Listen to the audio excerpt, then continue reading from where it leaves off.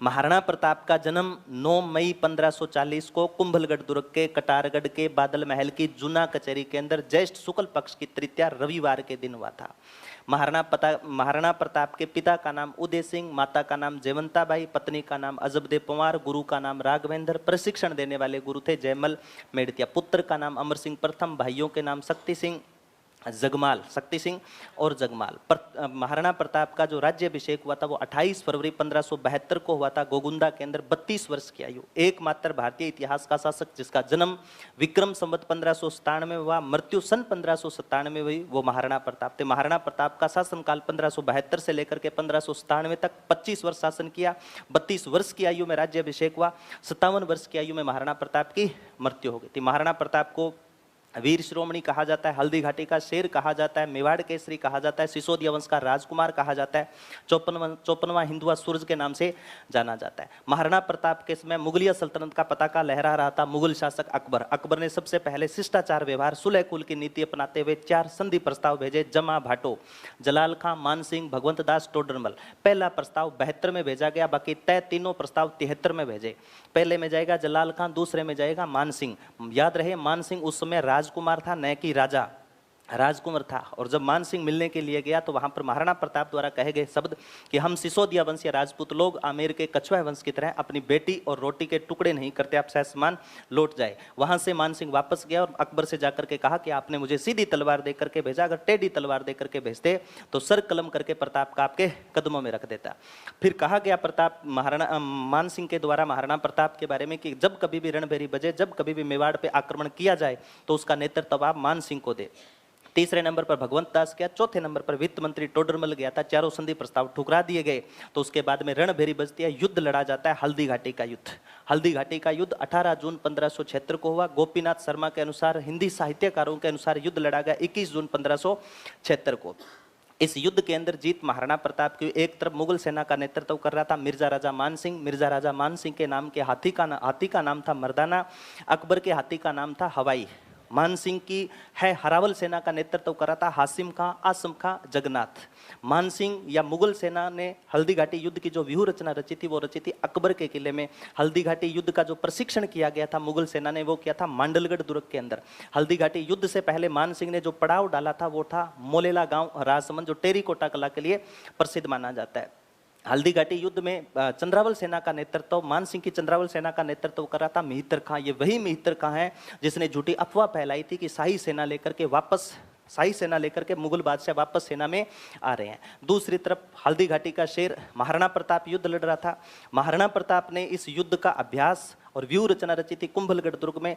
महाराणा प्रताप ने जो पड़ाव डाला था वो डाला था लोसिंगा गांव या लोहे सिंह वाला गांव के अंदर। महाराणा प्रताप की है हरावल सेना का नेतृत्व किया था है हकीम खां सूरी ने। हकीम खां सूरी, इसके अलावा कृष्णदास चुंडावत थे, गोपीनाथ राजपुरोहित थे, इन्होंने हल्दी घाटी सेना का नेतृत्व किया। दूसरी तरफ चंद्रावल भाग की तरफ भामाशाह और तारा जैसे योद्धा भी युद्ध लड़ रहे थे।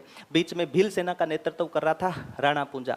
हल्दी घाटी युद्ध में हकीम खां सूरी हरावल सेना का नेतृत्व कर रहा था, जिसका मकबरा बना हुआ है आपके खमनोर राजसमंद के अंदर हकीम खां सूरी का मकबरा स्थित है। हल्दी घाटी युद्ध लड़ा गया। हल्दी घाटी युद्ध में महाराणा प्रताप को बचाने का काम, महाराणा प्रताप जब 7000 के मनसब के बीच में थे तो उस समय महाराणा प्रताप को बचाने का काम किया था झाला सज्जा, झाला मन्ना या बीदा, जिसने महाराणा प्रताप के रक्षा कवच धारण कर युद्ध भूमि से बाहर निकाला था।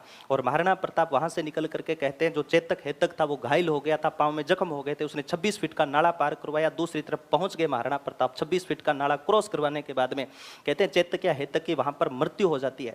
और जैसे चेतक या हेतक की मृत्यु हुई, अमर काव्य वंशावली और राज प्रशस्ति में साफ साफ शब्दों में लिखा हुआ है कि महाराणा प्रताप कभी भी विपरीत परिस्थितियों में नहीं रोए, लेकिन चेतक या हेतक साथी की मृत्यु होने पर फूट फूट करके रोए थे। पीछे से शक्ति सिंह गया और जाकर के ओ नीलेरा असवार कह करके संबोधित किया और अपना घोड़ा दे करके उनको वहां से रवाना किया। हल्दी घाटी युद्ध को कर्नल टोड ने मेवाड़ की थर्मोपली कह करके संबोधित किया। वहीं एएल श्रीवास्तव ने इसको बादशाह बाग कहा। बंदा गंदा है, बंदायूनी ने इस युद्ध को कहा था गोगुंदा का युद्ध। बेड़च नदी का उद्गम भी गोगुंदा की पहाड़ियों से होता है। अबुल फजल ने आईने अकबरी में लिखा है खमनोर का युद्ध, बनास नदी का उद्गम भी खमनोर की पहाड़ियों से होता है। और अन्य नाम आते हैं इस युद्ध के। इसे हाथियों की लड़ाई कहा जाता है, पीली माटी का युद्ध कहा जाता है, बनास का युद्ध कहा जाता है, रक्तलाई का युद्ध भी कहा जाता है। मानसिंह के हाथी का नाम मर्दाना था। दूसरी तरफ महाराणा प्रताप के जो हाथी थे उनका नाम था राम प्रसाद, गजमुक्त, गजराज जैसे हाथी थे। राम प्रसाद को 14 महावतों के सहयोग से 18 व्यक्तियों द्वारा गिरफ्तार किया गया। महाराणा प्रताप के उस घोड़े जो हाथी को गिरफ्तार किया गया था अकबर के द्वारा, उसे कहा मुझे पीर की कृपा से मिला। अकबर ने उसका नाम रखा पीर प्रसाद। वो मुगलों के पास में अकबर के किले के अंदर 18 दिन तक रहा। 18वें दिन उसने अन्न जल ग्रहण नहीं किया और मृत्यु को प्राप्त हुआ। मुगल शासक को कहना पड़ा कि मैं जहां के पशु पक्षियों को भी अपनी तरफ नहीं झुका पाया, अकबर को, महाराणा प्रताप को क्या मैं खाक झुका पाऊंगा। इस युद्ध में जीत नहीं होती। साफ साफ कक्षा 12 में लिखा हुआ है, राज प्रशस्ति शिलालेख में, अमर काव्य वंशावली में साफ लिखा हुआ है कि इस युद्ध में पासा महाराणा प्रताप की तरफ था। गोपीनाथ शर्मा लिखते हैं कि यह जो युद्ध लड़ा गया था यह अनिर्णायक युद्ध था। यहां से महाराणा प्रताप कुंभलगढ़ दुर्ग में सुरक्षित पहुंचे। तब से कहा जाता है कि मेवाड़ शासकों की कोई शरणस्थली दुर्ग बना, वो आपके कुंभलगढ़ दुर्ग बना था। जब अकबर को इस बात का पता चला, मानसिंह की ड्यूटी, आसफ खां की ड्यूटी बंद कर दी गई। नकीब खां युद्ध में पहुंचा ही नहीं था। नकीब खां का भी एक स्टेटमेंट आता है।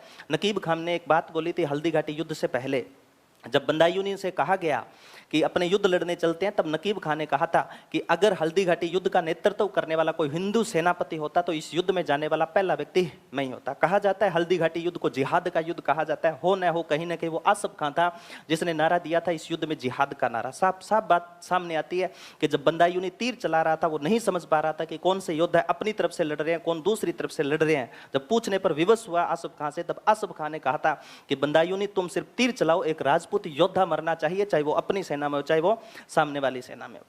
तो जिहाद का युद्ध कहने वाला बदायूं के साथ साथ में कोई व्यक्ति था, वो आसफ खां था। जब कुंभलगढ़ दुर्ग में महाराणा प्रताप थे तो महाराणा प्रताप पर अटैक करने के लिए मुगल शासक अकबर ने 3 बार शहबाज खां को भेजा, 4थी बार अब्दुल रहीम खाने खाना को भेजा, 5वीं बार जगन्नाथ कछवा को भेज करके अभियान किया।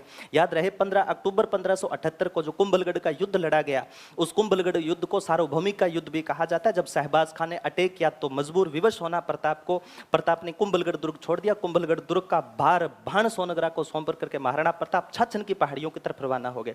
छाछन की पहाड़ियां पड़ती है उदयपुर में, वहां पर रहे, मुगलों के साथ में संघर्ष किया। जब महाराणा प्रताप के पास में सारी की सारी धन सामग्री समाप्त हो गई, कुछ नहीं बचा महाराणा प्रताप के पास में, तो चूलिया गांव के अंदर महाराणा प्रताप को भामाशाह और ताराचंद ने 20,000 स्वर्ण मुद्राएं 25 लाख रुपए देकर के महाराणा प्रताप का सहयोग किया। उसी समय प्रताप ने प्रण लिया और कहा कि जब तक मैं मुगलों को यहाँ से बाहर नहीं खदेड़ दूंगा तब तक न तो सोने चांदी के बर्तनों में भोजन करूंगा, न आलीशान बिस्तरों पर कभी लेटूंगा। जहां जहां भील रहेंगे वहां वहां उनके साथ में मैं रहूंगा। और पत्तलों के बर्तनों के अंदर प्रताप, वीर शिरोमणि प्रताप ने भोजन किया था भीलों के साथ में। कहीं ना कहीं लगता है कि जातिवाद को खत्म करने की कोशिश में भी प्रताप थे, जिन्होंने भीलों का सहयोग लिया, जिनके कारण राणा पूंजा जैसे योद्धाओं का चित्रांकन आज भी मेवाड़ की शरणस्थली में जगह जगह आपको देखने को मिल जाएगा। जब महाराणा प्रताप को इतना सहयोग दिया गया तो महाराणा प्रताप ने अपने 4 ठिकाने प्रमुख बना लिए थे, दिवेर, देसुरी, देवल और देवारी। 4 ठिकाने बनाए जिसमें प्रमुख ठिकाना था महाराणा प्रताप का दिवेर। दिवेर प्रमुख ठिकाना था। 15 अक्टूबर 1582 को दिवेर का युद्ध लड़ा गया। 15 अक्टूबर 1582 को दिवेर के युद्ध में महाराणा प्रताप का पुत्र अमर सिंह प्रथम बहादुरी दिखाता है, सुल्तान खां का वध करता है। 15 अक्टूबर को महाराणा प्रताप युद्ध लड़ता है, वहां उसका बेटा युद्ध लड़ता है, सुल्तान खां को पराजित होता है। और 15 अक्टूबर को हैप्पी बर्थडे मनाया जाता है मुगल शासक अकबर का। अकबर का जन्म अमरकोट के अंदर हुआ था, अक्टूबर माह के अंदर। 15 अक्टूबर 1542 को अकबर का जन्म हुआ और 15 अक्टूबर को ठुकाई होती है सुल्तान खां की। इस युद्ध में जीत जाता है आपके अमर सिंह प्रथम।